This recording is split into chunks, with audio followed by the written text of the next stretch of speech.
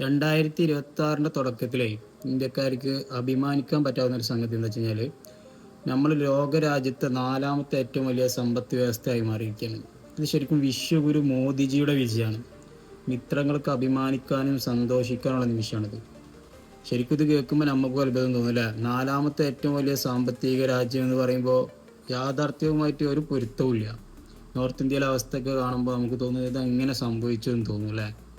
ശരിക്കും ഇതിൻ്റെ അവസ്ഥ എന്താണെന്ന് വെച്ച് കഴിഞ്ഞാൽ സംഭവം ശരിയാണ്, നമ്മൾ 4ാമത്തെ ഏറ്റവും വലിയ സാമ്പത്തിക ശക്തിയായി മാറിയിരിക്കുകയാണ്. പക്ഷേ നമ്മളെ രാജ്യത്തെ 40% സമ്പത്തും 1% വരുന്ന കോർപ്പറേറ്റുകളുടെ കയ്യിലാണ്. ഇതിൻ്റെ അന്തരം മനസ്സിലാക്കണേ നമ്മൾ പെർ ക്യാപിറ്റ ഇൻകം നോക്കിയാൽ മതി. പെർ ക്യാപിറ്റ ഇൻകം നോക്കുമ്പോൾ നമ്മൾ 136 സ്ഥാനത്താണ് നിൽക്കുന്നത്. 136 സ്ഥാനം പെർ ക്യാപിറ്റ ഇൻകം എന്ന് പറയുമ്പോൾ ആളൊരു വരുമാനം എന്ന് പറയുമ്പോൾ നമ്മൾ ആരൊപ്പം നിൽക്കുന്നത് അറിയോ? ബംഗ്ലാദേശിൻ്റെയും ആഫ്രിക്കൻ രാജ്യങ്ങളിൽ ഒപ്പം നിൽക്കുന്നത്.